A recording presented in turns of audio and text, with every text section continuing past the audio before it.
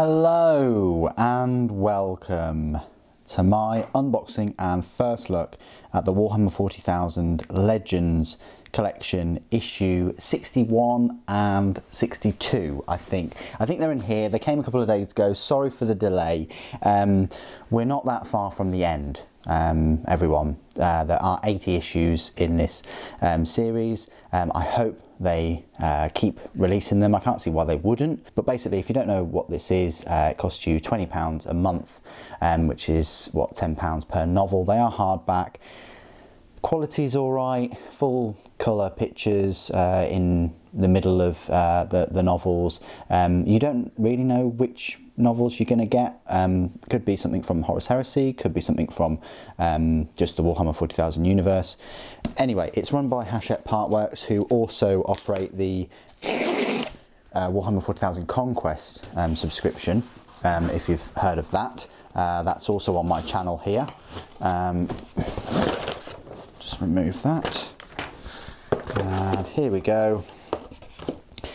So these two issues, well, that's a thin one, that one, but anyway, you've got issue 61 and issue 62. So you've got Mark of Calth and Mephiston, Lord of Death. I think Mark of Calth is probably an omnibus or something, and Mephiston, Lord of Death is by David Annandale, and that looks more like a novella, if ever I saw one, rather than a full-blown novel. So let's just open. This is the smallest knife I had on my person, but we'll open up Mark of Calth. So issue 61, on the back it then says, well, it says UK $9.99. It says number 3, so this is you know, number 3 in the collection, but actually issue 61. Let me just read you the preface. So, Mark of Calth. The heresy came to Calth without warning. In just a few hours of betrayal and bloodshed, the proud warriors of the 13th Legion, Guilliman's own Ultramarines, were laid low by the treachery of their erstwhile brothers of the 17th.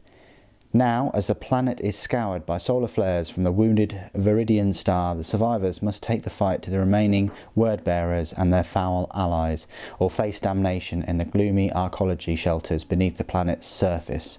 Ooh. So, Mark of Calth will set you back.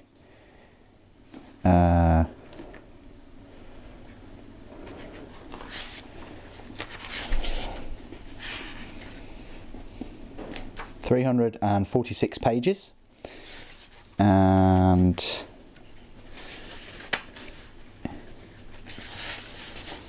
it looks like it is a collection of authors. Guy Haley, Graham McNeil, Anthony Reynolds, David Annandale, Rob Sanders, Aaron Dembski-Bowden, John French and Dan Abnett. So there you go. So there's quite a few authors in this book. It was first published in 2013, so it's now, what, almost 6 years old, one could say. Let's have a look at the artwork in here. So there you go, that's the front cover, and that's by Neil Roberts, Mark of Calth. Hopefully you can see that without the flare of the camera light. Of course, it's set in the Horus Heresy, Millennium 31. The Battle of Calth revealed. Illuminations, Ultramarines Kenson Low. Word Bearers by Franz Vorwinkel. Vorwinkel? Yeah, Vorwinkel. Ultramarines by Al Eramin. The Sentinels of Calth by Franz Vorwinkel again. Hopefully you can see these. The lighting is a bit strange, but there we go. Fire Cultists of Tharn by Dave Milgate. And Ancient Tribesmen by Alex Boker. Also Word Bearers by Steve Bolter. That's a good name, isn't it, for a Space Marine artist? Harbingers of Death by Franz Vorwinkel again, or Vorwinkel. Ultramarines Heavy Cruiser by Justin Norman.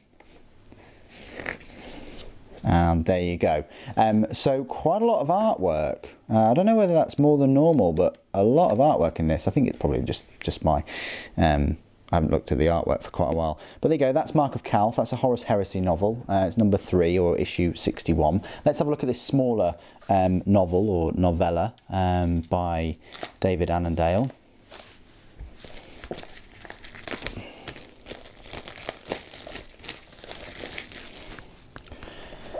Okay, so this one, the preface for this one, so this one is number 28. They've only just kind of squeezed that in there, but it's a thin issue. I think it has some kind of Blood Angel. I think that is Mephiston there. Looks like his armour. Anyway, the preface for this book is the Blood Angel, once known as Calistarius, is no more.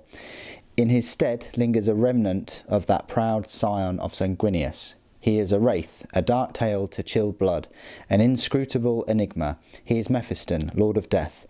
As chief librarian of the Blood Angels chapter, his powers are formidable, his legend terrifying. Powerful as he is, Mephiston is sorely tested when he descends with his brothers Palavon, following a rumour about their slain Primarch. But there are secrets on this world, secrets that will shake the fabric of everything Mephiston is and challenge his understanding of the darkness lurking within him. Oh, that sounds interesting, doesn't it? Okay, so this Mephiston novel, well, basically it's a notepad. It's only 102 pages, so very, very small novel. You know, it's not about the size, it's about the quality. It was first published in 2009, so actually it's 10 years old, this one. And here is the artwork. Look at that. Mephiston, Lord of Death. That's the front artwork. Looks really, really cool, by Hardy Fowler. Lovely bit of artwork there. They really should do Mephiston. They really should redo Mephiston, resculpt him. I think a lot of the Blood Angels sculpts, there's a lot of special characters anyway that need resculpting, in my opinion. It's a 41st millennium, you know, Warhammer 40,000 novel. Mephiston revealed.